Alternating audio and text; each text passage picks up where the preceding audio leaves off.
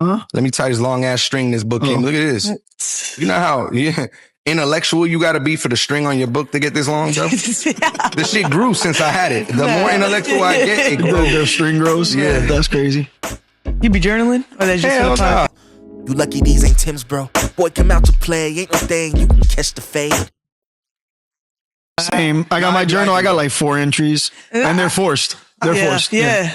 Like, dear me. Yeah. But I use it. It's like a photo journal as well. Like I'll just kind of choose a photo for that day that I shot. Okay. Shit like that. And then I haven't yet, but I kind of want to start writing about them kind of shit. But And they got different sections in there? Yeah, Like yeah, there's yeah. different books? yeah. So I have like, this one is like for journaling. Yeah. Then I got this one for like any little highlights and questions that I want to remember. And then I got this one for photos. What's your sign? I'm a Capricorn. Oh. Yeah. That's But- some shit I would do. For real? I don't really know about signs though, to be honest. I don't really know. I'm real particular. I'm gonna move this about this shit way like because All right, when I talk, I'm gonna I be think talking. we already started, low-key. Yeah, I'm yeah. starting an episode like that. You know what I'm that's saying? fine, signs. What's up today? As you can see, we have a very, very special guest. I have said this before. He can be my witness. My particular favorite fighter, man or woman, out of Florida, with us today. Hey, that's Yes, Yeah, sir. first time I went and watched you fight, the towel got thrown, right? Yeah. And the second time, the same thing happened, Yep. right? So I was like, from then, I'm like, yo, her style is crazy, the hands, everything.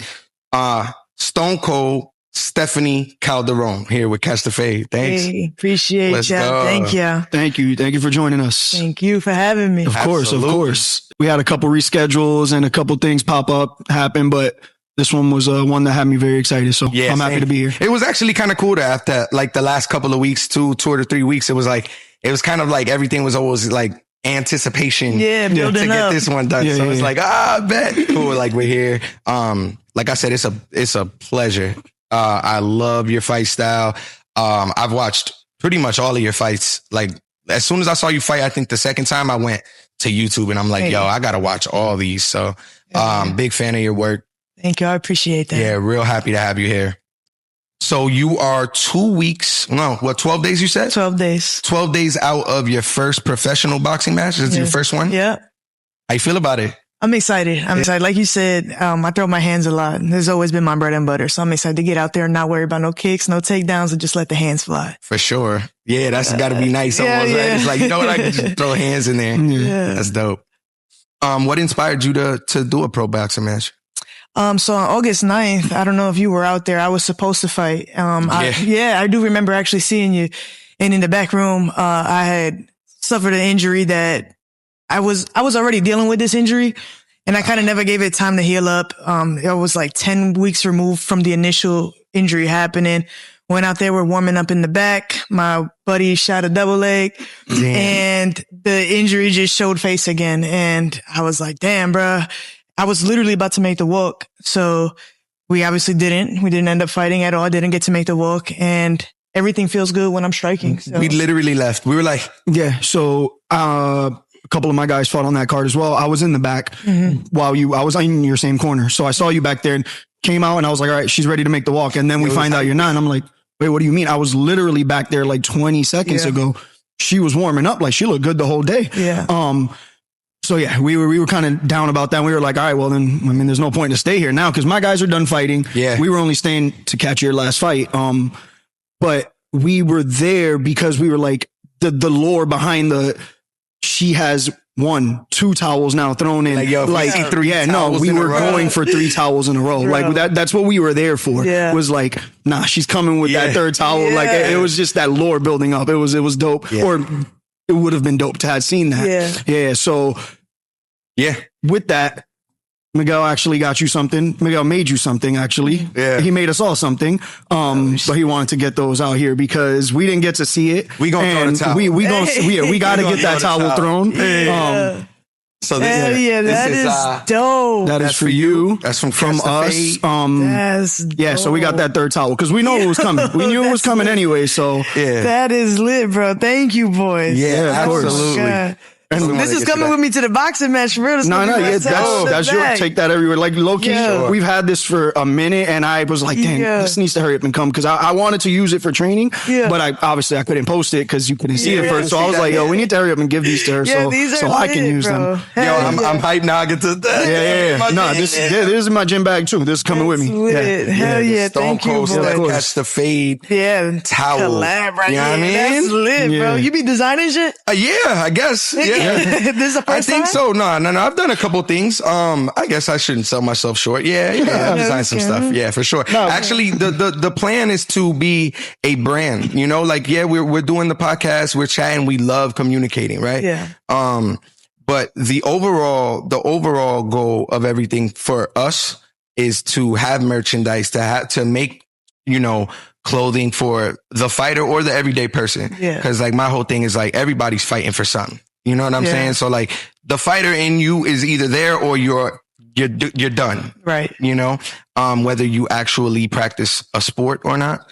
That's different, but I think everybody's kind of fighting for something, right? Yeah. So I kind of want to blur those lines, and I think we'll be able, between me and Oscar, be able to come up with designs, concepts, events, even maybe that kind of represent the culture of fighting and the everyday human. Yeah. So that's kind of been the goal, but we just wanted to get you something. We like, gotta tell you something. We was ready because I was like, bro, if the third towel gets thrown, says crazy, it'd be so crazy. Well, you had this since then? No. Once we knew we were going to have you on, because we kind of wanted it like to make it a thing where, we always give our guests something. And as soon as we knew we were going to have you on, we already knew what it was going to be. Yeah. We didn't know the design. We didn't know none of that, but we knew we're doing something with towels. No, it's a towel. Yeah. Like, so that we knew. And as soon as he jumped on it quick, that one was all him. Yeah, usually we're collaborative. That one was all him. I just started cooking. But, so that's a thank you. And, thank you for those fights. Thank you for those performances. Cause them tickets, you know what I'm saying? They be, so I'm like, them shits is not cheap. Yo, I'm watching you fight. I'm like, yo, she's crazy with her hands. Form, get this back to get that. A lot of people, the average looker probably doesn't see everything but the details, but the way you torque into it, the hips that go into it, the hand comes back up. You throw crazy hands. So I'm excited to see you box. Thank you. I appreciate that. Yeah, I'm excited to see you box. I take pride in like being technical. I really do. So I appreciate you for recognizing that. You can tell. Yeah, you can tell that like technicality is where you keep your mind at, like stay sharp. Yeah, and you can tell you're never hunting for a knockout. You're not throwing anything stupid to get a knockout. Like you're setting it up. You're starting it with your jab. You're coming with your two. So you're very about detail. You're very, you know what I'm saying? Like, I'll get this. The knockout's going to come or the stoppage because it's like, I don't gotta put him down, but I'm gonna wear you out with these jabs, with these twos. And most people are, they're going to go in there swinging crazy, especially in the amateurs. So, like to see someone in there just technical, it's dope. It's dope. And I think that's kind of what he noticed at first was like, yo, like she's not just in there throwing bombs. Yeah. Like, when she's like, she has her on the run. That's prey now. And she's catching the foot when she's supposed to. And this is tight to the body. The two comes is like so clean, It's so, speaking of detail oriented, we started off by like talking about, horoscopes, right? So are you detail oriented outside of the cage and the ring as well? With everything. Super detail oriented? Yeah. What's your sign? I'm a Virgo. Me too. August 30th. When's yours? September 16th. Okay. Yeah. Yeah. I'm super duper detail oriented. And it's sometimes it's almost to my detriment. Like that. We were talking about almost always. We were talking about journaling, bro. And I was starting. I'm like, damn, do I want to write in print or in cursive? And people make fun of me like, yo, just do both. I'm like, but that's not gonna look right. They're like, yo, it's your journal. I'm like, bro. Yeah. No, I'm the same. Like, I've started a journal entry. That's an earth sign too, right? Capricorn. You say you're a Capricorn. Yeah. I think that's all earth signs, if I'm not mistaken. See, I'm starting to get it. I'm starting to trying to. You're gonna have to teach me because I don't fucking know. Earth, fire. It's earth, wind, and fire. Yeah, like I was about to go there.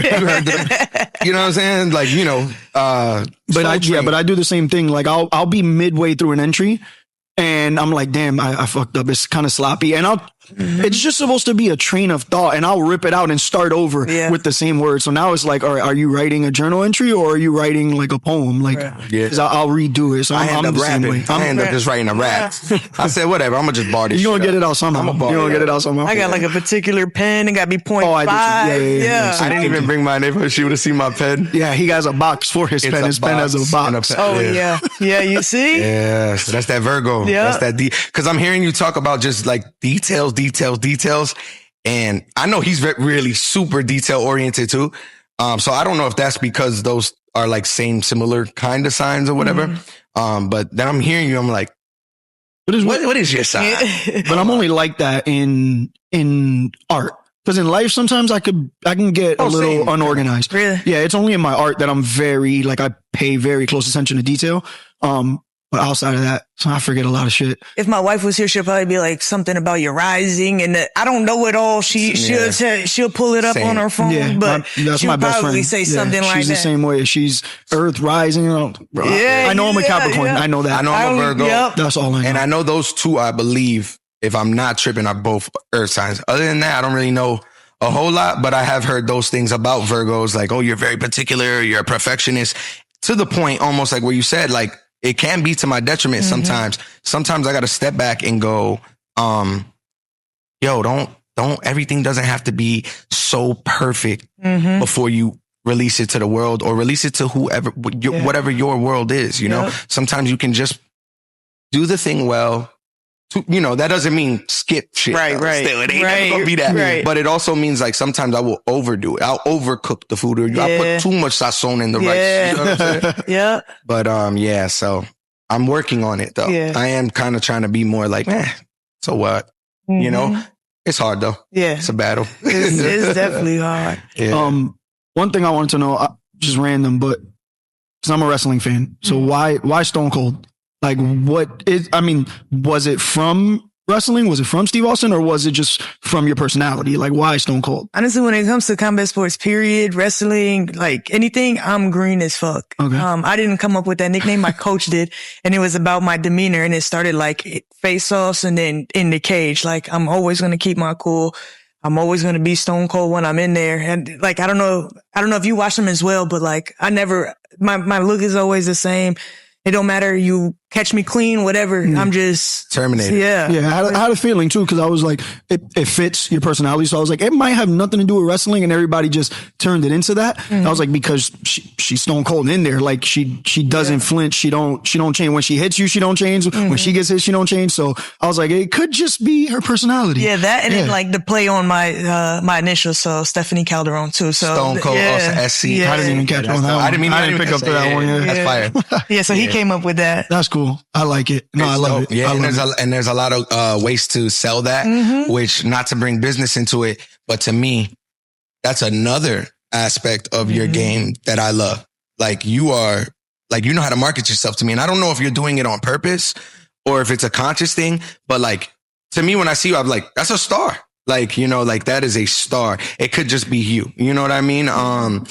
It could just be something that just happens when the lights turn on for some people. You know what I mean? Like, the lights are on now, I'm a star. Yeah. But like absolute star power. And that's the thing you could always market off of. Like, even this, it was easy. Like, y'all giving me props. I'm like, it was easy. Like, it just... Yeah. It sold itself. Like, it just made itself. Like, it was like, it has lords. Yeah. You know what I mean? Yeah. Now I feel like more so it's on purpose. Like, now I recognize that as well. So I'm like, okay, because when this is all said and done, like, I do need something too, because I don't want to go back to what I was doing before and all that. So I'm kind of leaning more into it now. Absolutely. But at first it didn't start like that. I was just having fun with social media. My wife and I were always kind of like doing shit on social media. We used to have a YouTube. You can't find none of them videos now because I done archives. I was about to say, I'm about to go on they that crazy. archives. I was in a dress and everything. No. Serious? Bro, no, she had me doing fucking like challenges and pranks and shit. She dressed me up, did my makeup. They gone now. You're not gonna find them. I took it down. Dude, that sounds fun. Even worse, she told us about it, but then said they're gone though. Yeah, so you can know that they happen, but you can't find them. Yeah. That's funny though. It's... I tell guys that in the gym all the time, because our gym, we have a lot of killers. Some talent. But the social media aspect. Some of them, some of them don't, they're just gym guys. They're just fighters. And, we talk about that all the time. Like, yo, yeah, like get the social media up there. And I take photos and videos and stuff. So I'm always doing that for them. Cause I'm like, I believe in you guys. So I want everybody to know how dope y'all are. Like y'all dope in the ring, but like, we got to show that. And so like, I try to get them as much content as I can because I know like social media matters this day. Like you can be the best fighter in the world, but there's a lot of fighters right now. And if people don't like what you selling, like it really don't matter. Like, not to shit on, but like Sean O'Malley, like he's good. Obviously he made it to where he made it, but let's not pretend the pink hair and the tattoos and the persona didn't get him there quicker, and I'm sure he knows that. He knows like, I put in the work, but let's not pretend I didn't get a faster route because I'm popular. I look cool. I look funny. Whatever you think about how I look, you watching. Yeah. So that shit matters. That shit matters. Absolutely. 100%. Yeah. So your post fights, even like your walk, everything, like the energy and then the post fight, the interview after everything. I'm like, okay, yo. So she has everything. So it's really cool to watch. But we're kind of in that same lane right now. With podcasting, it's like there's a lot of podcasts. Also, we don't ever want to be known as just a podcast, right? But that's what we're doing mainly right now, right? And like, how do we stand out? What do we bring? So we're figuring that out now too. And it's kind of just like, look, be yourself, and then just have in the back of your mind at some point you do need to be sellable and scalable though. Yeah. But be yourself. Maybe exaggerate it sometimes. You know what I'm saying? Maybe I'm a little more than I would be on the car ride home. Maybe not. Nobody, they don't know. Yeah. Right. They don't know any different. They don't know no different. Exactly. Right? Exactly. So maybe that's the thing, or maybe it's not. But so I totally understand where you're coming from with that. How's this camp boxing wise been compared to an MMA camp? Like as far as conditioning, all of that, like breath work, anything different that you've been doing in boxing than that you would have not done in MMA? Aside from like trying to put that shit on every time I come, like I'm always trying to match the socks with the shoes and this and that. Yeah, exactly. Other than that, honestly, I just stepped it up. I think truthfully, I'm like, yo, this is kind of easy compared to MMA. Yeah. But I'm also recognizing that like, I'm not as technical as a striker as I thought I was. Once you get with them, because once you're boxing, it's like, there was a lot of holes in my game that I get to tighten up. Bro, everything matters. Crazy. Everything matters. Yeah. So just tightening up on that. I'm able to do a lot more strength and conditioning because I got that energy. When you do MMA, you got fucking striking, then you got wrestling, then you got jujitsu all in one day. It's like, fuck, I ain't got energy for nothing else. Yeah. But now, like, I can pour into my strength and conditioning and things like that and getting more like road work in, running in the sand. I never did that before and definitely moving a lot slower than I thought I was. In the sand? Yeah. You was like Rocky out there. Yeah. It's crazy.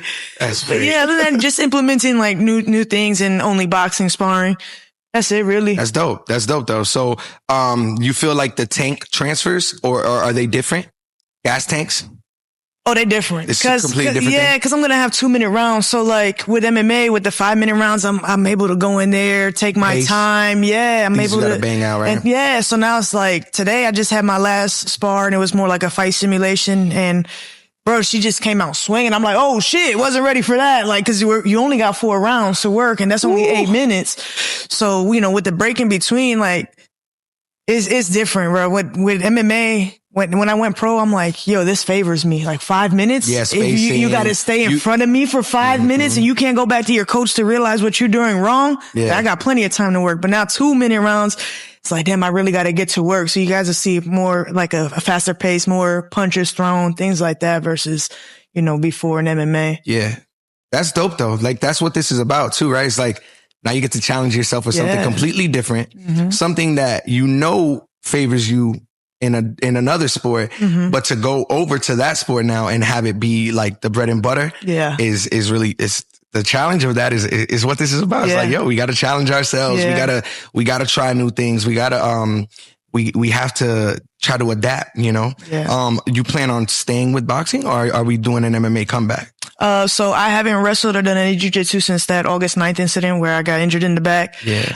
Cause I told my coach once it happened, I'm like, hey, we really didn't give it enough time to heal up or whatever. So let's take the rest of the year. I told myself January cause it feel good. So me, I would go back. If I didn't give myself this date, I would just hop right back into it and end up in a fucked up situation again. So I was like, look, we're going to only strike until January because that feels fine. Strengthen this up, strength and conditioning, a lot of PT. And then come January, we'll see how it's feeling. If we wrestle and it don't feel good, then it's over. And we'll just stick with boxing. But honestly, like being a professional fighter was never like a thought in my mind for real. I just fell in love with training 4.5 years ago. Wow. And I'm like, I just fell into it. I just ended up being pretty good at it. So however I make the money at the end of the day don't really faze me as long as I'm able to train. Yeah, and you get to, at the end of the day, you're still getting that out. Yeah. You know, whether it's you just throwing hands, you get the, no, I mean, either way, it's like, so you're still doing what you want to do. Yes, yeah, exactly. so cool. I hope to see some more MMA out of you. You know what I'm saying? But also, I'm excited to watch you box in a couple of weeks too. So yeah, I don't care how I get to watch you become a star. I know a star when I see one. You know what I'm saying? Not to be, I'm so good. Look at me. Nah, you know what I'm saying? Like, no, but really, I feel that way. Like you will. You know what I mean? No matter what you do, I believe you'll. I think we go knock this girl out. And then we already talked about like hitting up dirty boxing, get that in till January till I start wrestling and shit again. I like that. Yeah, I like the dirty boxing. I feel like that is like, that's a sport for me. I like that. I feel like that's a happy still medium. Got the elbows. Yeah. Because they market, they got a social media presence as well. I like what they're doing. That'd be dope. Yeah, I really like that. Like that. And they're still so new. I feel like I could talk my way into that DDX. And be that star of that. Yeah. And oh no, I could definitely see that. That would be dope. Absolutely. Oh yeah. Yeah. That'd be fire. Because obviously like when we first saw you, I think the boxing was the first thing that we were like, she's very technical, the way she threw, but then you do have those elbows and stuff. So those little details would transfer over well to dirty boxing and you still don't got to worry about the wrestling. So the aspects of it that were giving you that trouble, or as far as obviously the injury, are eliminated now, but you still get the elbows, you still get the details that you liked about MMA. So that would be a great medium, like a great medium point. Yeah. Oh, I'd love to see that. Yeah. DBX. Do you feel like there's crazy a different pressure in like going into boxing than you had in MMA? Like, do you feel like being Puerto Rican, obviously there's a different heritage in boxing when it comes to Puerto Ricans than it is in MMA. It's still a newer sport. Yeah. We have champions everywhere in boxing. Do you feel like there's a different pressure going into boxing, or is it just something like you said, I didn't plan on doing this, so there's not really a pressure on me because I loved it. It was fun for me. So now I'm just fighting. You know what I'm saying? Like, is there a pressure? So like in the beginning, before I even announced like the boxing fight or that I was just doing boxing, I got family, the Galliano brothers who box, Christopher and Steven. So when I finally announced it and they wrote like on my thing, they're like, yo, like this is for you. I'm like, bro, that was the cosign I needed. Like from a boxer, I was kind of nervous to announce it. Cause like, I know my striking is good in MMA, but I know when boxers watch my shit, they're like, you got a lot to work on. So like I said, in the beginning, I was kind of nervous to announce, but then like he gave me that cosign and I'm like, I bet like I'm chilling. But as far as pressure, like I feel like I thrive in that. I'm always super nervous leading up to it, but then like when the lights turn on, that's StoneCold. So like really, I don't really feel no pressure for real. That's dope. That's dope to have that, like, that switch. Yeah. That switch is like, nah, StoneCold now. I was never, now it's Terminator. You know what I mean? That's dope to be able to turn that switch on, and necessary. And what you do is necessary. So that's awesome. If there was one word that you want people to take away and you want this statement to make for this boxing debut, what would that word be? Like an adjective. Adjective. Yeah. Like about me? Yeah. Like this performance. Just sums up the performance, the fight. I'm adaptable. Adaptable. Wherever you put me, I feel like I can adapt. I love that. Yeah. Fire. Yeah. Fire. Where are you from though? Like, where were you originally from? New York. Oh, you are from. I'm from Long Island though. Okay. Yeah. Okay. That makes sense. My wife and I, we moved out here, like we were together for a few months and then we moved out here and we've been out here about 9 years. We moved to Orlando first. We were over there in Altamont Springs. And then, I was actually a corrections officer for 2 years and I wanted 33rd? No, I was at CFRC. Oh, okay. Yeah. And then, I wanted to go back to my job because I'm like, yo, this is not what I thought it was going to be. I was just an adult babysitter and I wasn't really getting to help nobody for real. So I'm like, yo, this is wild. This is a bunch of cowboys. I'm like, I want to go back to what I used to do. I enjoy working hard. So I used to work in a warehouse. So called my old job up. I'm like, hey, can I come back? Whatever. They're like, yeah, the only stipulation is you got to move to the other warehouse that we're opening up and whatever. And that ended up being on this side. So I'm like, fuck that. I'm going. Yeah. I wanted out of corrections, and we've been on this side ever since. I'd imagine that'd be emotionally draining too, Yeah. man. Bro, Just working in a jail. Being in jail is emotionally draining. I know that. You know what I'm saying? You So in there too. I can imagine it working in there. It's Right. gotta be same thing, kind of. You're in there with them for 8, 9, Right. 10, however long your shift is a day. Yeah. You're in there with them. And energy's a thing, bro. So they're Oh my walking God, around like that. yeah. I'm walking around like that. A bunch of depressed souls, you know. And then to have to, you got to go home and then try to act Shake it normal with off. your loved ones. Right. Like you didn't just come from a place of like just depression. I can imagine, Yeah, that that's must tough. weigh heavy on someone's psyche. Hell yeah. Yeah. And I don't think I could do that. I don't think so either. Yeah. Yeah, I don't think I would could. And never then do to it like again. how you even said, like, it's not a place where you really feel like you're helping people. Right. So then it just becomes like a paycheck. So now you're just miserable for a paycheck. So it's like, nah, now I'm not even doing what I got into this for. Yeah. Yeah. Nah, Yeah, like it's it's not crazy. even rehabilitation. I'm the same. Like for I like to real. work hard physically. Like Yeah. I'm like, I can't have an office job. I can't have a sit down job. I've had them. I'm just like, nah, I need to sounding move. good, right? Yeah, Like, no, I'm gonna be in the AC, I worked from home chilling. for an airline. I had everything I wanted. I love traveling, so I had everything I wanted. And then within 2 years, I was like, I can't do this anymore. Like, I need to get out. I need to get out of the house. I'm looking at my TV, my PlayStation. Like, I could clock out right now and just, and Yeah. I need to be outdoors. I need to move. I can't work inside anymore. Yeah. Yeah. I have to be busy. Like if I'm not busy, my mind Yeah, will. I guess maybe I shouldn't say that. I could be indoors. I just need to be busy. I need I to have be to have a doing project something. at Yeah. all times. If I don't have a project going on at all times, Yeah. I will do myself in, Yeah. like for sure. So busy's always good for me too. I can't. I think that's what made this like super easy for me. It's because I'm always like working There's on something to do. something. Yep. There's a start point and a finish point to the day, to the session, to the this, to the that. And I love that about it too. Yeah. How long did you live in Orlando before you moved out this way? Lived in Orlando about, I want to say like maybe 3 years. Oh, damn. Yeah, So you was out there in Orlando I for a was- little bit. Yeah. Okay. Yeah. Oh, man. I didn't know that. I thought you were like pretty much like straight from New York to out here. No. And honestly, that's probably my favorite place to live for real. If it wasn't like for my coach, I would be probably back over there. In Orlando? Yeah, I like Orlando a lot. Yeah, I love Orlando too. It's dope. There's always something to do. I used to hate on it growing up. I like Well, it's better anyone now, does. though, Yeah. also, though. But also like any kid or teenager does in the city they're from. I'm tired of this place. Like Yeah. I'm not from there, but I lived most of my life there. Yeah, same. So I used to shit on it too. But now as I get older, I'm like, nah, Orlando's actually not that bad. Like we got everything. We got a lot of food. We got a lot of culture, especially my culture. I mean, Yeah, for sure. it What are helps. you? I'm Puerto Rican as well. Okay. Yeah. So it helps to be Puerto Rican because you Yeah. get a lot of my culture, Yeah. Sometimes you get the exaggerated end of it, which is not always The purple house with the green, with the loud, Honda obnoxious. Accord. Yeah. That. So you get that extent of it, but also you get the amazing That's part culture of it. and That's, food. That's, Yeah, that's exactly. part of it. You can't have that middle ground without the extreme existence. Yeah. You know what I'm saying? So it's like that's almost part of it too. Yeah. Like I used to travel for work back in like 2012, 2013. So I would go around pretty much every city in the United States. And one thing I would notice was like, bro, I don't hear. And I didn't notice that I heard it like the birds in Orlando. Like, you just wake up, you hear the birds. Yeah, It's you like in Orlando, it's like, and I'd go places and you would find it missing from you're like, yo, they don't race cars out here. Yeah. And like here, you just get or there. Yeah. We're out in St. Petersburg today.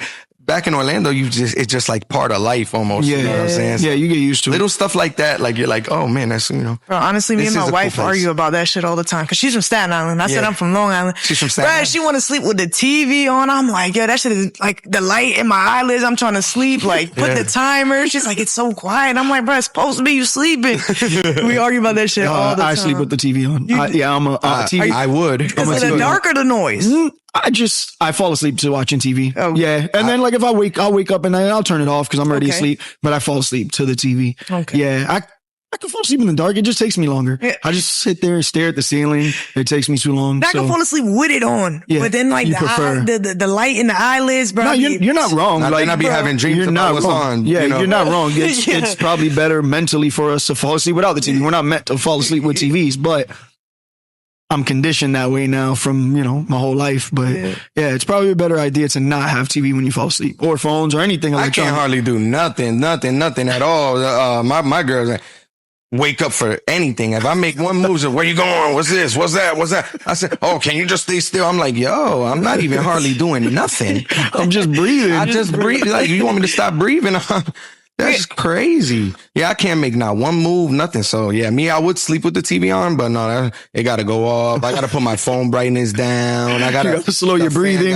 I got to breathe through my nose.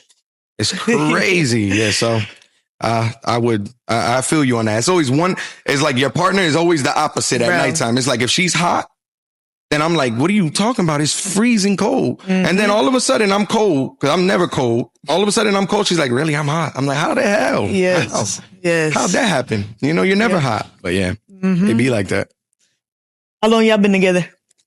Since 2013. So what is that? That's we're going on 13 years in January. That's dope. Yeah. Any kids? One son. Yeah. An 8-year-old boy, man. My boy Zaya. He's cool as fuck. He's so cool. He's a cool kid. Yeah. I love him. He watches the podcast and he loves when we talk about him. Like he'll bring it up. He commented on one of our earlier videos. He was like, "Yo, Zaya commented on the video." I was like, "What the fuck? That is cool." That was one of our first comments, honestly. He was like, I think he was one of the first. Yeah. He might have been one of our first subscribers too. Yeah, probably. Yeah, that's awesome. Nah, yeah, he's awesome, man. He's the best thing ever, man. And honestly, like, I needed him. I was just about to say the best thing for him too, because he was a completely different person. Like even just from knowing him prior to having a kid, I don't even know him from as a kid, and he sounds just as crazy as a kid. But from before that, like he's definitely a completely different person because of that kid. What type of person was you before that? He's taught me a lot more than I've taught him so far. That's awesome. So far, like I'm always trying to give him little lessons and every little, like that Virgo stuff we talked about. There's little nuances, and I try to find a lesson in everything. But even with all those, like he's taught me so much more. Yeah. And he don't know that. You know what I'm saying? He don't know. I'm like, bro, I'm learning from you, bro. Like he makes you think. Yeah, man. And reflect and I have much more empathy because of him and all type of stuff. And he's a pleasure to be around. He's a real good kid too, so it makes it easy. Because some people got some badass kids too, bro. Then you be like, bro, if my son was bad like that, it'd probably be like, yeah, he's cool, man. Yeah, he's a surprise. Anyways, but nah, that's why we went on. Yeah, because he's a real good kid too, man. So is he playing sports? He loves soccer. Really? Yeah, he's a striker. A pure striker. He be doing the Rabonas. And quick, he learned quick. Yeah, like he sent me videos from when he first started, and then he'll send me videos weeks later, and the kid is like looking like he plays soccer, but he's all day. Every time I go over to his crib, he's kicking the ball around, doing some kind of trick, and he's constantly practicing. He has that. He's just locked in now to soccer. That's dope. He got good quick. I love to see that in kids. I never had that. You hooped? I did. I just saw that video the other day, and I'm like, oh, and now she hooped. I did. For real. I did. I played travel ball a little bit when I got to high school. Girls wanted to jump me, and I was like, all right, well, that's They wanted to jump you for real? Yeah, but I'm not confrontational and shit. I mean, you guys know me now, but I'm like, well. But how much you dropped on them? Yeah, I was about to say, you must have been crazy. It was about like stealing people's girls and shit like that. Oh, yeah. That sound like me. I used to steal people's girls. Yo, hold on. You a Virgo? Yeah, what's up? They wanted to jump me too. Yo, hold up. That's crazy. We the same person. Yeah, so I was like, all right, that's a wrap then. I didn't want to fight. So I'm like, oh, that's it for ball, bro. There goes ball. And then ended up fighting anyway. Right. Ended up becoming a fighter. Yeah, exactly. But that translates pretty well. I don't think most people understand how good basketball and especially striking, I think, because I can't grapple for shit. If I really want to be honest, I'll try. I'm bad. But like, I feel like it really helps in striking. Like basketball's footwork and body mechanics. Yeah. I think it translates really well. Or maybe to a lot of different things, not just, martial arts or whatever, but basketball's footwork probably helps dancing or anything like that, Yeah. But I think it helped me progress as like a striker or any other sport I've ever tried to pick up after it. Basketball is one of those like full body. You got to use this momentum, pace is different, spacing, this, that, in, out. I love basketball. I never even thought about that. I'm like, please tell me more why I'm better. Yeah, actually, footwork wise. It makes sense. Yeah, like literally, like keeping your elbow in when you shoot to be a good shooter. Mechanic grabbing the same spot of the ball, being or knowing where your defender is, having the outside foot on them. And if you have the outside foot on them, then you do this thing or that thing, right? Or like catching the ball high or catching the ball low, or shit like that. There's a lot of way. You know what? Go watch some Kyrie tapes and then probably take some stuff that he did and translate it into striking. I think sometimes. Now the other day I was sparring and I got trapped in the corner. And I did a little shake move to get out. You know I love Iverson. So I got out, but I got out. Y'all remember when Deontay Wilder did the Euro step to the knockout? Nah. Pull that up. And this Thor's hammer, and here in round one, he is Ragnarocking Stavern. He's out cold. We'll clip that in. Yeah. Nah, I never seen that. Yo, he did the dead ass literal Euroed into it and see? busted his ass. Yeah. Basketball translates. Basketball. No, it makes sense though, especially for the footwork aspect of it. Hell yeah. Because you can and spacing. Like just shuffling off. It's all like in basketball, same thing. You never cross your feet. It's always a shuffle. I could see why it would translate. Yeah. Do you still play at all now, or just martial arts take up most of your time? Nah, martial arts takes up most of my time. I do mine too, and I'm not even pro. Yeah. I can't hoop. Yeah, same. I fought a few amateur fights and it's my whole life. Yeah. So I can't imagine. Yeah, being a pro is you can't afford to play other sports. Right. Because we already do something that, and I say in the amateur level, but just even just training. Yeah. We do something that it's a gamble every day. Yeah. You don't know when the next head kick is coming, you know what I'm saying? So it's like to do anything else that increases the chances of getting injured is like, especially once you start making money off it. Now, once it's your livelihood, it's like, I mean, so do I want to drive a motorcycle? Maybe not. Right. Maybe I'll stick to a safer car, maybe a minivan, shit like that. Do anything. Yeah, you got to kind of keep your body preserved for what you're a professional at. Right. It's like, that's your tool. And that's hard for me. It's like me not having clippers. You know what I'm saying? It's like, I need clippers or else I won't eat. You know what I mean? That's hard for me because, I've skateboarded. I've done every kind of crazy sport. So when it's like, I got to cut all that out now and just so I can be healthy enough to make it to class so I can feel good to not get killed by 22-year-olds every day. And I get hurt more playing basketball. Every time I play basketball, like something hurts for 4 months after, and I just play 4 games. I'm like, and then I'll tell people that I'm like, bro, like I spar twice a week for 4 years now. You know what I'm saying? And like, I don't really get hurt. Like I have some back stuff that has happened, which kind of sucks. But like, other than that, I don't really get like real, like, superficial stuff, bruises, bumps, black eyes, little shit, but it's superficial. It's up here. But with basketball, it's like something happened in my knee. The knee is now it's a little bit to the left than it was before I went and played. I said, why is my knee like that now? And it's 4 months before it goes back to the middle. And I don't know why, but yeah, it's like, I tell people that I'm like, literally basketball hurts more than fighting. Bro. Like to me. How many times you see the Achilles shit happen? Bro, that shit, man, everybody's Achilles is going. Shit looks brutal. You think that since AI came into the picture, not Allen Iverson, but like AI, maybe they making us weaker. Maybe our Achilles is not like they used to be or something. Because them shit started busting. That's a slow burn. Or it's the lows. It's probably the lows. The low sneakers. Oh, the low sneakers, yeah. Because everybody's Achilles went out last year. Everybody with number 0. Yeah.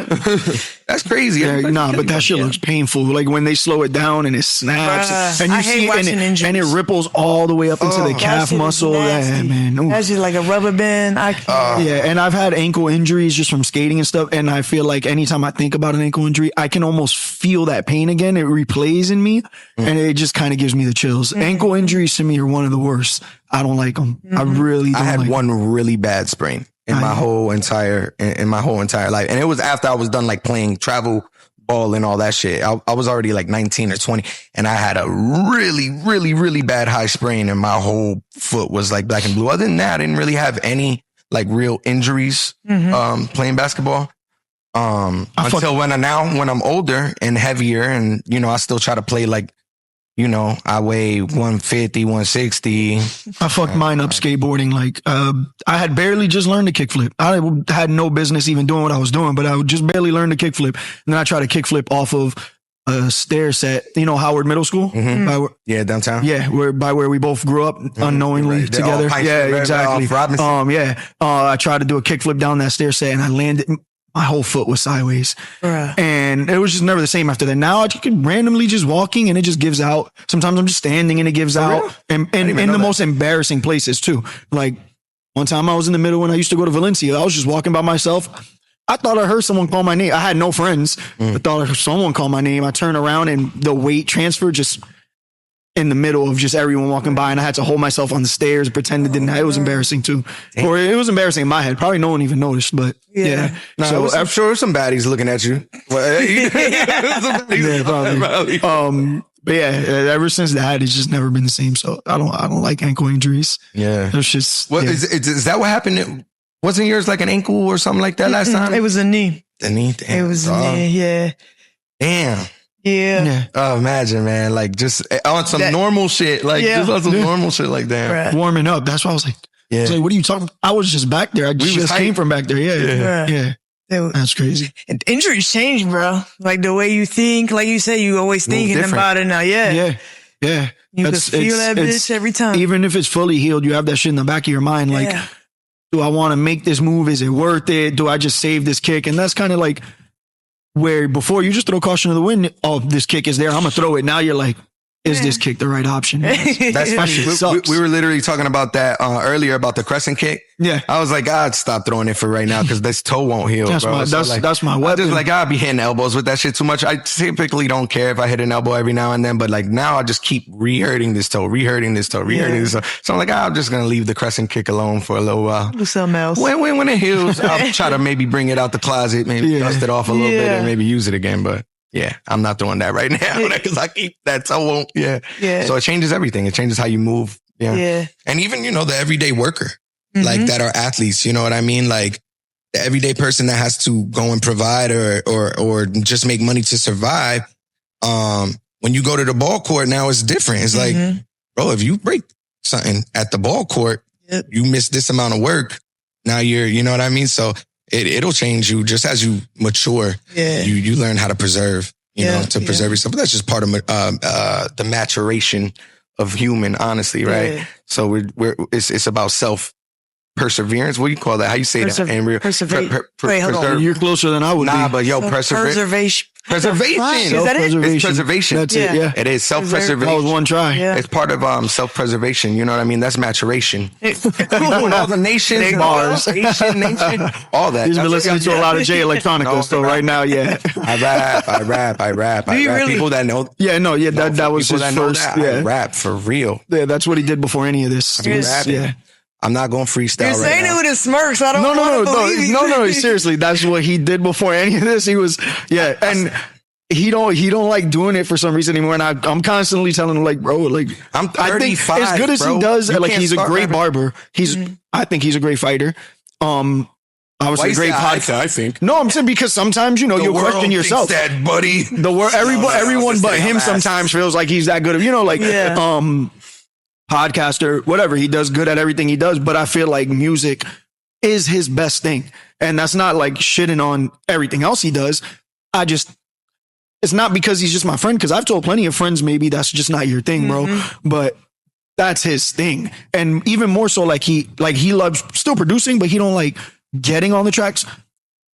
I feel like he's even better at that. Like when he raps, when he gets on songs, for something that he doesn't care to do anymore, I feel like he's better than most people I listen to. And I feel like I got good music taste. Like my taste in music, I feel like is pretty good. And I would listen to him whether he was my friend or not. So I'll be trying to tell him to make music, but he just don't. Thanks, man. He just don't be feeling it no more. It's time. It's a time and energy thing. It's the energy and time that I put into it. It didn't put it back into me. You know what I mean? And it's like certain things in my life have, like martial arts has taught me how to function in and out of the gym with calmness, and how if I don't breathe through a situation sometimes, or if I get too hyped and I get too then I'm going to get pieced up. And so that's taught me that out of there. But music didn't really do none of that for me. It just was like an outlet for a while to get my thoughts out, I guess.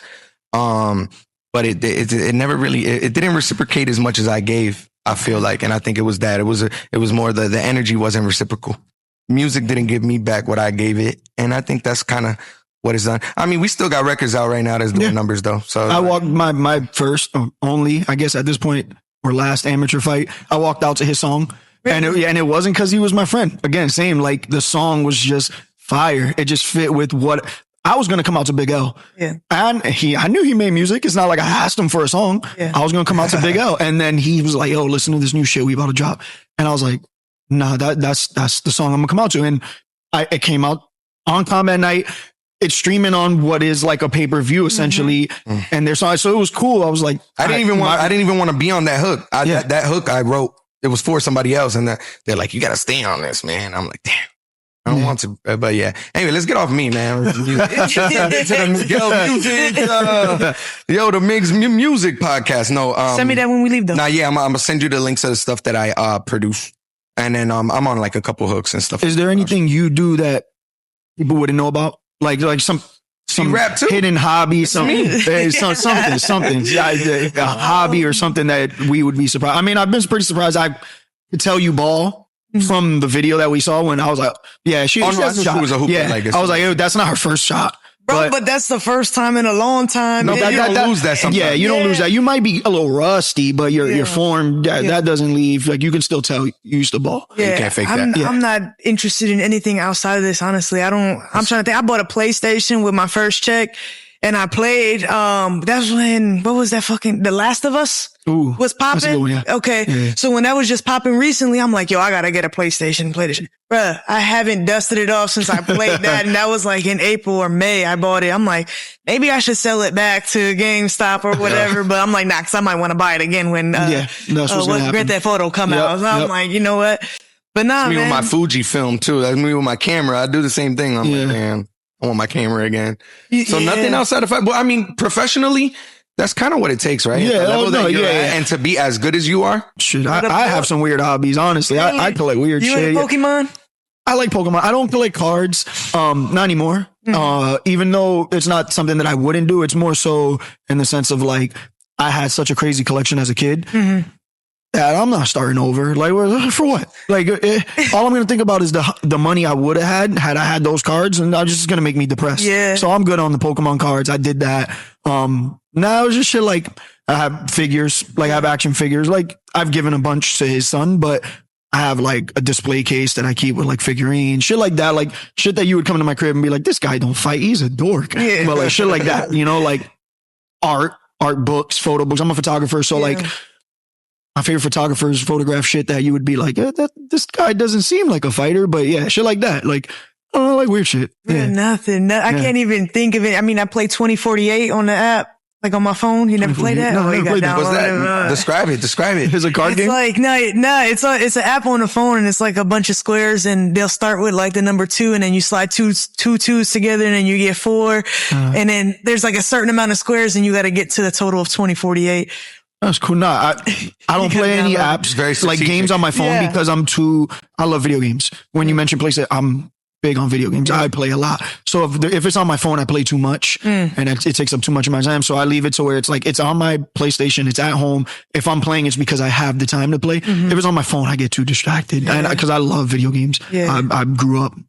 I'm a gamer. Yeah. So it's too distracting. I always sucked at them. So I don't do nothing I'm not good at. Like that's like one time I went wakeboarding. I bought the whole wakeboarding set and the whole, I was like, I'm going to be nice. Cause like in my mind, I was just going to be nice at it. I was like, and I couldn't do it. And all my friends made it all around and they're going, la, la, la, la, la. And I can't, and I keep falling. I said, well, I'm never going wakeboarding again. What's wakeboarding? Like, that's in the water? Yeah, that's in the water. You stand up skateboarding on the water, basically. But you hold on to the thing, So I was doing that. I can do it. So I was like, I'm never doing this again. It's not like I was like, I want to get better.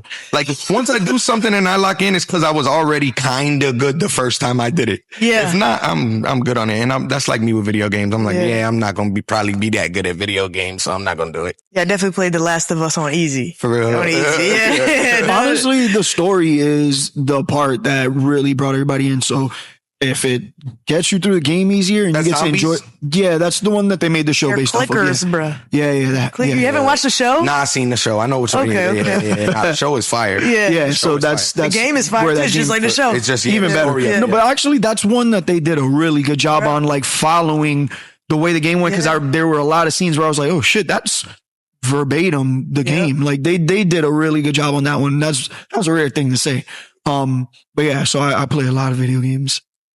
Yeah, I don't know. I don't know if I have that many like hobbies either. I guess I'm so ADHD that I like go in and out of hobbies. Yeah, you trade them off. Like when Yeah, it's like when we were cycling, bro. when we were cycling, you weren't into nothing but cycling. It was cycling and photography. And then when you got rid of cycling, work, family. Yeah, but work don't. That's not a hobby. That's what I'm saying. How many you gonna do? Like there's only so much time in one day. So it's like when I lock into one thing, I'm a different person every day of the week. Because on Mondays I might like this. On Tuesdays I'm an athlete. On Wednesdays I like photography. I'm a different person every day of the week. That's I have too many hobbies. I got a bike at the house too. Oh man, we were on a cycling phase. No, we was. I still like cycling. I just had to sell my bike. We was Tour de France. Oh yeah. Oh, we spoke about this on an episode. Yeah. We threw the photos. We had the gear. We were spandexed out. No, yeah, full. Yeah, we had a plan to ride from Orlando to Cocoa Beach. Like, gear? That was gonna be last October. Single gear? Like no. gear?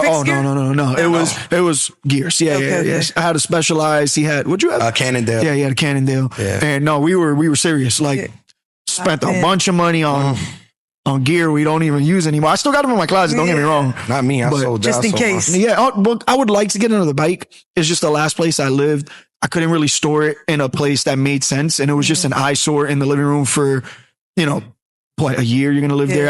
And where I was living, it just wasn't the place you want to ride. It was a lot of traffic. It was by International Drive. Okay. So yeah, it just wasn't the place to ride. And I was like, it's going to sit there for a year. I could use the money. I sold it. I was like, when I'm ready, I'll get another bike. I kept everything but the bike. So I'm ready to ride.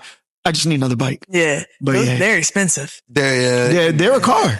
No, it's like get a good bike is a car. That shit's nuts. And low key, really, you could get everywhere you want on that bike that you need to on a car. Yeah. Once you and good. Not that amount of time. Like not that. Yeah. Not when that you take long into when consideration, you don't got to stop at all the lights and all this traffic and shit, and you just cruise in the bike lane. You kind of get to the places in the same amount of time. Yeah. You got a bike at the crib, you said? Yeah. What kind of bike you got? And it's some shit from California. Is it like a mountain bike or fixed gear? No, it has a fixed gear, but then it also has a single. You can switch the tire to a different side. Yeah. So the rim has it on both sides. I don't ride it fixed gear though. That's crazy. Nah, that's hard, that takes man. a lot That's of hard. Yeah, that's Bike Messenger in New York status. That shit is crazy. exactly. That shit is mad I'd be hard. on my ass. Yeah, that's way too much. No way. Because as soon as you go up something, now you're stuck right there. No, but stuck in that's not the scary part. It's slowing down. And then slowing it's stopping. down. You can't. Yeah. So that's the crazy part. Get There's out no the way. brakes and No. Nah, can't do it either. Yeah. So you don't ride it much though? No, not anymore. I did I think a year and a half ago, I had surgery on my meniscus on this left leg. Mm-hmm. And for a while, that was all I could do, really. And my wife and I only had one car, so I would ride to the gym and shit like that. And I told my dad, I'm like, yo, I might as well just keep this. Like, everybody tried to talk me out of it. They're like, it's so dangerous on the road and this and that. Everybody's like commenting on my videos, like, get a helmet. I had people give me lights and I had the whole get up and everything but the outfit. I didn't have the outfit. Nah, I ain't gonna lie, man. Yo, I'm a goof. Yeah. And this is a whole ass goof. And we were both a little bit more man. overweight than we are now. Yeah. So we were just trying to fit into those outfits. Oh. Like now we throw those on, we probably look right. I kind of act like a little. I ain't gonna lie, I act like a little faja on me. When I had it, it's like I had a whole sucked it all in. I say, yo, I throw that shit on. I said, damn, that's like a faja. Start throwing that shit on under your outfit. Yeah, under regular I said, clothes. I'm gonna throw this joint on underneath the tee. We did. Yeah, we were all it was way like crazy. cyclists, dude. That's Yeah. But it was fun though, because you get out on the open road, it makes you go and see different places. So we'd be like, oh, let's go ride here or whatever. And then he's a photographer, and I go in and out of that being one of my main hobbies also sometimes. So I had a camera, we'll go take pictures and stuff like that. But yeah, I can only have one hobby at a time if I do have a hobby, because there's only so much time in the day I gotta work. Then whatever my main creative outlet is, and then I train, you know. So. Yeah, when I was doing the biking and shit, you were saying the nuances that you find when you're talking to your son, the little things. That's why I'm like, yo, all right. I would ride and in the beginning, I'd see a hill and I'm already anticipating how tired I'm about to be. And I'm like, yo, just look right here, bruh. Just look what's right in front of you. Yeah. That's a good way to look at it. I never thought about that. Biking definitely helped me. I try to find shit like that in stay in the present. Tell ways to stay in the present. Yeah. Cause I never thought about that. You look at the end of the hill. That's it's daunting. Yeah. Oh no, just put your head down. Just look where you got to go. When you're going to get over that hill. You're going to get there. Just pedal. Just pedal. Don't worry about how much further you got. Just pedal. Yep, exactly. That's actually a cool metaphor for life. I'm going to steal that. Well, I can't answer. It's on the podcast. Yeah. It's about to be public. I mean, I feel that way about combat sports though. It's like ain't nothing but right now. Yeah. Right. There's nothing but the next step. You take the outside foot, we're in open stance. I want that. That's right now. That's right now. That's right now. Oh, are you straight down the pipe here? Are you in range? Is this clinch range? Is this kick range? Is this punch? Is this boxing range? Like, I feel that way, and it really helps me. That's why I love it so much, because it keeps me out of my head. I don't think about the past. I don't think too much about the future. All I can think about is right there, that second. Yeah. So I try to take that into, when I'm at the shop. Why am I thinking about 4 years from now? Or why am I thinking about 4 years ago? Just be here right now. You know what I mean? Yeah. When I just recently got a massage. One of my sponsors, he's got this picture on the wall. It's Michael Phelps, and I don't even know the other dude's name. And they're just swimming side by side. And he gets done with the massage, and he's like, "Yo, tell me why the guy on the left won versus the guy on the right." And if I could send you the picture later, but please do. Bro, I'm like thinking about it. I'm looking. I'm thinking it's about like his form and how his hips are dropped or whatever. But in the picture, the dude's head is up, and Michael Phelps ends up winning by like 100th of a second. And I told him, I'm like, "Oh, it's about his form." He's like, "Oh, close." But that guy looked at the finish line. And that caused him to slow down. Michael Phelps just went. What? And bro, ever since he said that, bro, there'd be sometimes like when I'm hitting pads and like I'm starting to feel tired and I look up at the clock. I'm like, bro, the end's gonna come. Yeah. Like just be here, be in the moment. Like you're tired. Okay. Looking at the clock did what? Like, it ain't gonna bring it any faster. It ain't, it ain't gonna change it. Yeah. Literally, like whatever happened in the past that you do, it's done. Yeah. Right. Whatever happened in the future doesn't even exist.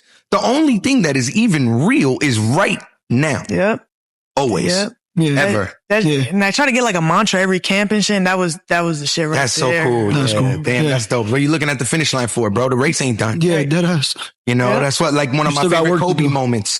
Like Kobe's one of my favorite players ever, man. Like if I go and I watch Kobe, even just talk, and one of the things was like, "Yo, how you feel? You're 2 games up." And he was like, job ain't done. Yep. You worried about a 2-0 lead? Like I saw a 2-game series. The other day I saw, the San Antonio Spurs. They won 5. They went 5-0 right now. And that's the best start they've ever had, right?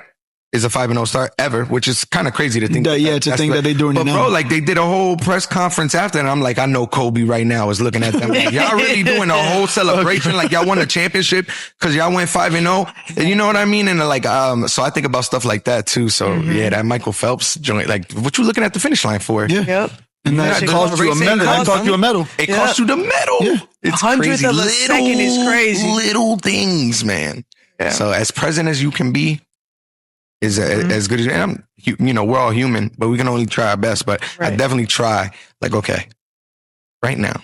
You know what I mean? Just right now. The next thing, is there something you can do about it? No? Then don't do nothing. Is there something you can do about it? Well, do it. Yeah. Yep. Yeah, that's it. And that's all we can do as humans. You know what I'm saying? Speaking of that, like mindset, when was the first time you think you could tap into like, yo, I'm a warrior? Or like even just looking back, even in retrospect, like, yo, damn, I've always kind of been a warrior. Cause you're clearly a warrior, right? Like you get in there and you throw down. That takes a warrior. That takes your blood being of a warrior. That takes your mind being a warrior, everything, right? Is there like a certain time you can think back to your life where you're like, oh, since then I've been a warrior? I can't think of like a particular time, like if it were a light switch kind of thing. When I look back now, I just think about everything I overcame. Like even starting like when I was younger, for real. My mom is definitely, she was tough. She was tough on us. So really just, I feel like all in all in life. Yeah, I've just always, in totality. Yeah, and I don't even think like in those moments I felt like one, honestly. Like I said, just looking back, I can see it, but like I never in the moment felt like that. Like I said, I was afraid of confrontation. Even my first fight, man, I was fucking terrified, bro. And yeah, I would say I was acting confident, but I was terrified to go out there and fight for real. So I can't think, like I said, of a moment specifically, but when I look back, it's just one of those like upbringings. Like you kind of were bred into a warrior's mindset almost, right? And I think watching my mom too, like helped me. Like she was a single mother with 3 girls. And just like my entire life, man, she would say stuff like she would brag about, not brag, but I guess it made her like feel better about the situation. But she'd be like, she did it on her own type deal. You know, she didn't need nobody. She didn't have no help, whatever. And to that, I think she did that to like raise strong women to, and also push herself probably too. Sometimes you got to tell yourself, man, like, nah, yo, I'm doing this. Yeah. Sometimes you gotta lock in and tell yourself because you'll forget. Yeah. Like, man, this shit is tough. When you're in tough situations, sometimes you're like on the brink of quitting or just being like, sometimes you gotta take, yo, nah, hold up. I did this. Yeah. You know, so, and then you being able to hear that. Yeah. It's probably like, yo, hold on. Tough too. You know what I'm saying? Like, I'm a warrior. So that's the, but it's always something I want to know about, like people with the warrior mindset is like, when or how, you know, did they find out like, you know what? I'm a warrior. Yeah. That's cool. I like that. Like just the whole upbringing in general. Yeah. Do you find, like, I know you've been doing a little bit more social media and vlogging. Like, is that something, do you find it natural for you? Or is it something like you're getting more comfortable with now? Cause like, I mean, I feel like you're pretty good. You're better than me. Like I might look comfortable doing this shit, but I am not comfortable. I'm constantly in my head doing this. I got butterflies right now. Yeah, no, I'm constantly, it takes me, as you see, going out to smoke before we start. Like, this is not me. But I feel like you do a way better job than it, but you constantly keep saying, you know, like, oh, I was shy. I was scared of confrontation, but like, is it something you're finding natural now, or is it just constantly a struggle for you? So when I set up the camera, like on the tripod, that's easy for me as long as I'm not talking, like recording, whatever. But like when I do those voiceovers and stuff, like I tell my wife, go, I just do the mic and I do that shit on my own. I can't do it in front of people. Yeah. If I'm by myself, I'm straight. If I'm in the car, I'm straight. But like in front of people, I'm the same way. Yeah. Like I'm the same way. Like I think that's what helps with like, it's just two cameras there and I'm like, oh no one's watching this yet. So by the time they watch it, it's too late for me to change anything. Right now it's just us in here. Yeah. If we were doing some kind of live podcast, I'll be shitting. No, I would never go live. No, I would shit my pants. No, maybe we could. We did live. We did one with Rob Font, but I'm talking about with like a studio audience. I mean, who knows if maybe down the line, you know, I'll be more comfortable by then. But right now, if you put an audience out there, I'll pass out on stage. That's just not my shit, you know, but because it's just cameras, I think about it like while we're here, no one's going to watch this shit. And then once we're done, everyone's going to watch this shit. So it's too late. I kind of have two mindsets for it. So yeah, I'm the same way. Like if I'm by myself, I'll sing crazy in the car. In front of the cameras, it's crazy. Oh yeah, he's a singer. You sing for real? No, not at all. No, I do. No, do I? Yes. Yeah. Do I sing well? You do it? No, no, not at all. Not at all. But it don't stop me. It don't stop me. No, not at all. Yeah, but it's same here. Like, I don't think, like I was telling you before we started, I was like, yo, we're literally just kicking it. Like, we ain't know, like I told you, like, this is a creative outlet because we want to be able to blend our creativity with something we're passionate about, you know, and conversation and communication is something we enjoy. On camera, not necessarily, but I was, prior to this, I had started making content for my barber business. But like, pretty recently before we started this. So I had like a little head start on like getting comfortable in front of the camera. But before that, I was a ghost on social media. I would never be on no social media, posting no video, talking to no camera, doing like the reason I don't do music, to be honest, because I don't want to be in front of a crowd, dude. I don't want to be up and mixing, and then you got to go out. Now you got to go shake everybody's hands just MF Doom. Yeah, I need a mask or something, bro. Put a Lucha Libre mask on and go out there and do, you know, create a new character. Cause it's hard, like to do. But you don't got to for real. It's kind of like we were talking about, like they don't know no different. They don't, but I didn't, that's what I'm saying. I didn't like doing it. Okay. So like even this now I'm like getting more comfortable. It's like, this is what literally 3 months ago would have been like, what, kidding me, bro? Like I look like going and traveling to Tampa to talk to this profile. Are you crazy? I can't do that. But now I'm like, nah. All right. You know, you're just like, I'm just here. I'm in the moment, I guess. But yeah. I feel that like, it's not like I would prefer to be by myself and just, okay, now I could just set the camera up and I get it. It's easy to just be like, nervous, you know what I mean? But little by little, you just kind of just stay present. Yeah. You know? Even though low-key sometimes like today I went to sparring and I told you, I'm vlogging today. So I kind of like go before and then I put it away. Cause I'm still I don't You're still know. shy of like people looking. And it's crazy because it's such a common thing today. Like when I see people making TikToks all the time, and because I know what's going on and what they're doing, I don't even pay no mind. Yeah. So it's something, it's so common now that no one's probably looking at us at all. But while you're setting it up, you feel some type of way. And I think it's because of our age and stuff that we grew up before that was a thing. Yeah. So we knew, like, when I was growing up, if I was setting up a camera, because I barely had a phone until I was past high school. I didn't get a cell phone until I was like a senior or junior in high school. And so setting up a camera, that was weird back in the day. Like what are you doing? You're looking for attention. Now it's normal. Everybody does it. Everyone documents their life, even if you're not going to post it. For real. So, like we feel like, oh, they're watching me set up this camera. This shit is weird, but no one's really watching you. Everyone does that. It's something that I battle all the time with, like, bro, no one's paying attention to you. Yeah. Get over yourself. Just make the content. Just do it. That's it. And so it's a constant battle. Yeah. That's what I tell people all the time. Just do that shit. Like, it's cringe until it start popping. Exactly. Yeah. Everyone's cringe until you're not. Until you're the thing that everyone wants to be. Until everyone wants to be like you, you're corny. To your community. To somebody. Someone's gonna think you're corny. Thinks you're cool as hell for doing it. Somebody thinks you're heroic for doing it. Somebody also thinks like, wow, this is the coolest shit I've ever seen in my life. Somebody also thinks like, oh, this is mid. This is like whatever. I'm indifferent to it. Somebody's like, oh, look at these cornballs. And somebody else is like, whatever. You know what I mean? So there's all type of shit people are going to think, but it's like, you can't control that. You can only control what you're doing. Yep. So it's like, you can, and that helps me be less judgmental too. Cause I'll be like, stop judging what that person's doing. Cause I could be that too. Yeah. You know what I'm saying? Just like I don't want nobody to think I'm corny on camera, but then I'm over here. Look at this cornball over here doing this corny ass shit over here. This guy over here dancing with his wife. Wow. What a loser this guy. And then I go, wait, man, come on, bro. This guy is having the time of his life right now. You know what I mean? He's over there. He's dancing. He's enjoying himself. He's smiling. He's laughing. The hell you doing judging? You know what I'm saying? So it helps me be less judgmental too.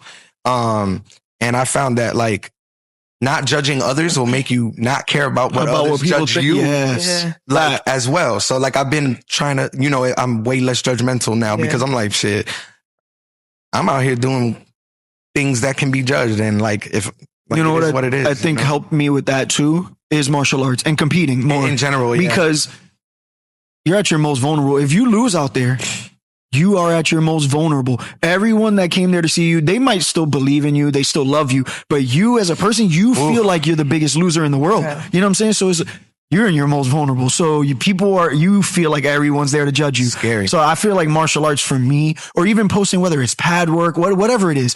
And especially like as a fighter, you take pride in what you do. You know what I'm saying? So you don't want to be judged. You know what I'm saying? You're constantly thinking like, I want to look good.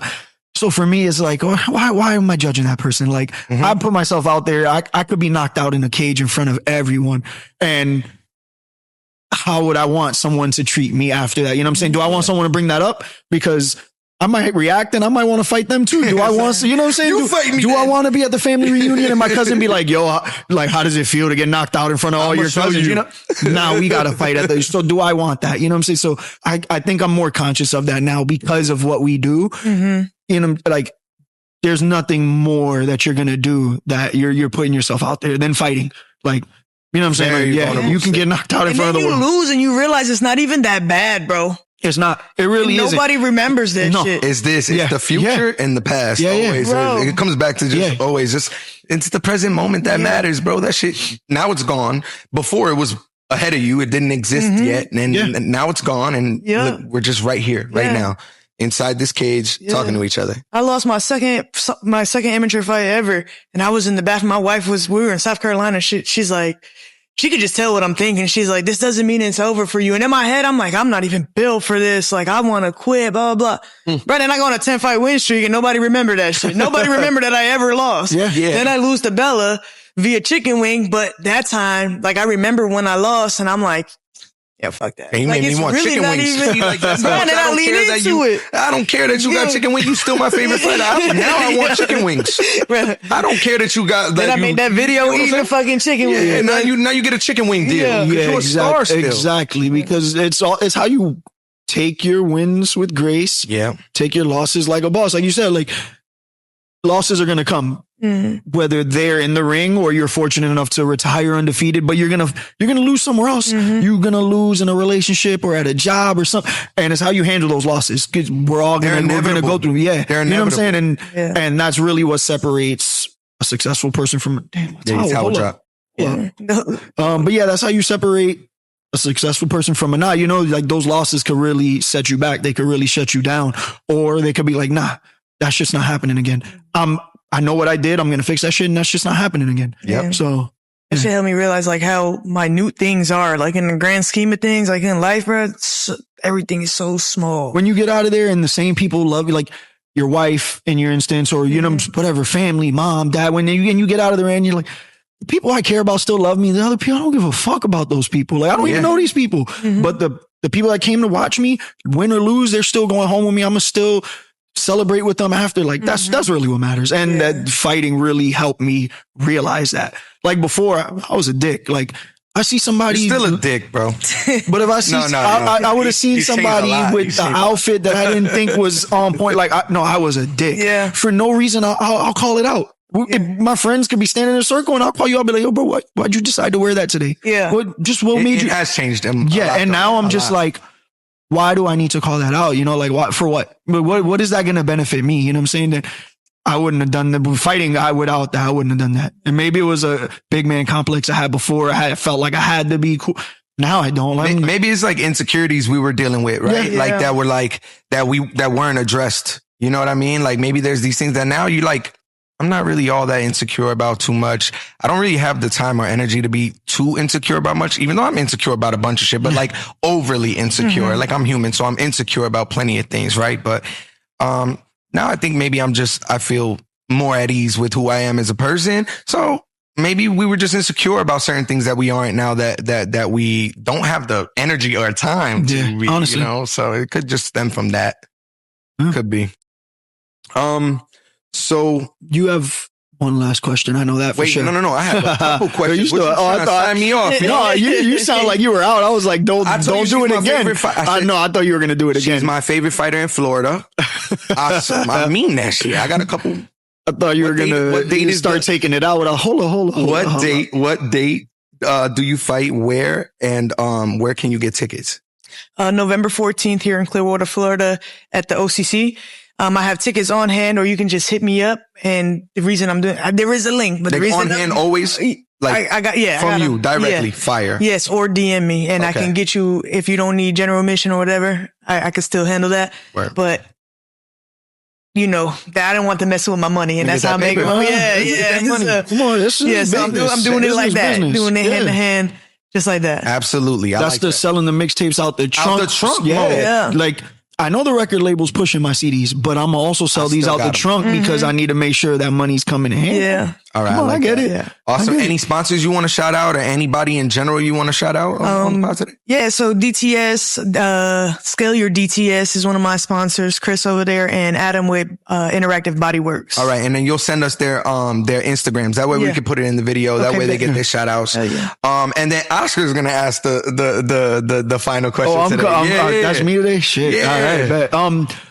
So it's an out of pocket question. It's obviously you're a fighter. So we know in the ring, you probably, you ain't fucking with none of your opponents, but outside of the ring, is there anyone randomly that you just would love to catch a fade with? Someone you would just, it could be a celebrity. It could be the clerk at the corner store by your house. It could be anyone. It could be a cousin. It could just be somebody. I got a couple cousins that I would love to catch a fade with. You know, I got a couple cousins caught the fade. Yeah, not for real. It's all love. So it could be anyone. Anybody that lay on that fucking horn. Anyone that lays on the horn. I don't like that shit, bro. I'll pull up next. With the why you beeping? And the quick ones. Bro, because you don't know who's in this bitch, bro. That part, yeah. Bro, and you laying on the horn and the shit just turned green. No, you know what happened to me, bro? I get on the same fucking highway every day. The lane merged the same way every day. I put my signal in there. I did everything right. This motherfucker want to speed up. You know my shit coming to an end, so I'm gonna throw myself anyway. That Ford Expedition out there is me. I ain't scared to get hit, boy. So hit me then. Hey, bro, so what's up? So I put my shit down. I'll make sure I get next to you. What's up, man? Yeah, So I keep that same energy. I got hands for real. Keep that same I got energy. for real hands. I hate that. You know what bothers me? Sometimes I go against the system. Sometimes the system works. 4-way stops. I hate these righteous people, bro, who stop. They get to the 4-way stop first, and then they tell you, they wave at you. They tell you to go. I said, no, the system is perfect. Who gets there first goes first, and that's how this thing works so perfectly. And now you're so like, oh, I'm such a nice person. I'm letting no, you're fucking up a perfectly working system is what you're doing. No, you go. So then I sit there, I look, they waving, they go. I'm just looking. I'm not even saying no, nothing. I'm sitting here till you go now. Now I'm setting myself back in time because I'm petty and because to teach a lesson. So maybe in the future, the system will continue to work better. So if you stop at the same time, who going first? No, that's when you wave them off. That's when you wave. Now that's a proper wave. Now that's when, you know, who wants to be polite. Maybe, you know what I'm saying? But we got to have a system for that too. The person to the right is the one who's supposed to go first. But you know this? I didn't know that. Yeah. To the right. Well, I don't know where I learned that, but I learned it. Nah, I mean, it's called the right of way. But if it's the same time, that shit ain't never going. That never happens because my man won the swimming race by 100th of a second. I be noticing, and I noticed the 100th of a second because I'm a Virgo. Anyway, yo, Steph, we loved coming out here and talking to you today. Thank you for having us. I'm Miggs. That's Ozzy. And I'm StoneCold Steph. Don't be so shy. Say it. Go ahead. Come on. You in the cage. We in the cage right now. I'm Stephanie. right now. Thank y'all for having me, man. Absolutely. It's been a good time. Honestly. It really has, honestly. Thank you for, being flexible. Obviously, we had an issue the first time, and just for welcoming us into your gym. Thank you for having us. Yeah. Thank you. It was fun chopping it up, getting to know you. A lot of stuff that I wouldn't have guessed about you, so it's cool. Yeah, same. And then, you said the date is November 14th. Get your tickets from Stephanie. Also, I'm DMing this video to Dirty Boxing because I need to see you in. For real. Give me that. I gotta see you in that. Give me that. Yo, oh no, we're tagging him. We're tagging him. We'll clip that up and we'll make that a clip specifically. That's gotta be a thing. I need that. Send that shit to Mike Perry. Yeah, Mike Perry. Mike Perry specifically. Yeah. As a matter of fact, the way she would sell mixtapes out the trunk, we're gonna come with a VHS the DVD tape to Mike Perry at the next combat night. Yo, Mike, you need to watch this. Yo, look at the towel she got. You know what I'm saying? She already set my. We'll give him a towel with the mixtape on VHS. Like, come on, man. Let's make this happen. Let's make this happen. But once again, it's been Catch the Fade. This time it was with StoneCold Steph, right? Like I always say, take your wins with grace. Take your losses like a boss. Don't get it twisted. Get it braided. If it's too short, get it faded. It's been another episode of Catch the Fade. Miggs, Ozzy, and StoneCold Steph. Catch you next time. That was dope. I like that ending. That's the rapper in him. Yeah. I told you. Yeah. He don't like doing it, but he like doing it. Yeah. With 5 knuckles say to the face. Inside these bars, you in a chokehold. My back fist is one of the greats. Landed with grace though. Cause at the same time it strike you yelling Christ, save me from this hellhole. You lucky these ain't Tim's, bro. Boy, come out to play, ain't no thing. You can catch the fade. Knocking sense into your ear holes. Tell the register that we the ones who feel his hair dome. Heads ringing. Treat the octagon like metronome. And bring the stars out like trying to find my way home. Been a styles like I'm Israel, but without the genocide. Come feel us bumping through your stereo.